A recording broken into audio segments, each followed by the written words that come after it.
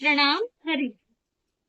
अक्सर हम सबके मन में एक विचार रहता है कि ना तो मैं कुछ गलत काम करता हूँ, मैं किसी का गलत करता, फिर भी ये जीवन भर के दुख मेरे ही झोले में क्यों पड़े हैं। ना मैं शराब पीता, ना मैं नॉन वेज खाता, अच्छी नीति से अपना जीवन यापन करता हूँ, तब भी मैं गरीब क्यों हूँ। और जबकि हम दूसरों के जीवन को देखते हैं, वो मांस मदिरा का सेवन करते हैं, खूब ऐश आराम करते हैं, पैसे को पानी की तरह लुटाते हैं, फिर मन में विचार आता है, कहते हैं कि जहां धर्म है वहां धन है, फिर ये अधर्म के पास इतना धन कैसे बरस रहा है। मतलब कि हमने जो मेन पॉइंट है इस जीवन का, वो सिर्फ और सिर्फ धनी और निर्धनी पे डिपेंड कर दिया है, सुख और दुख पे डिपेंड करता है। मतलब हमारा सोचने का स्तर कितना निम्न हो गया है कि हमें लगता है जिसके पास धन है वो सुखी है, जिसके पास धन नहीं है वो सुखी नहीं है। मतलब हमने सुख की जो परिभाषा है वो धन पर बना दी है।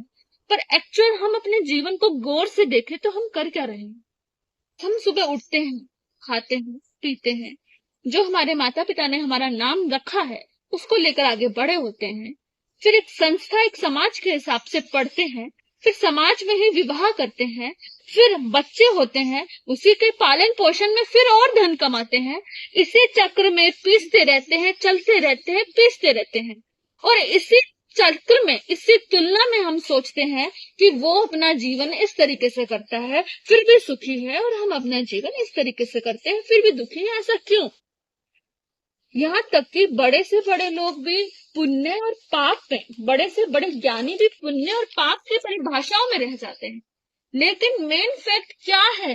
वो क्या है? वो धन नहीं है। वो क्या है जो छूट रहा है? वो क्या है जो मेरे पास नहीं है, उसके पास भी नहीं है? वो आखिर है क्या? वो है समझ।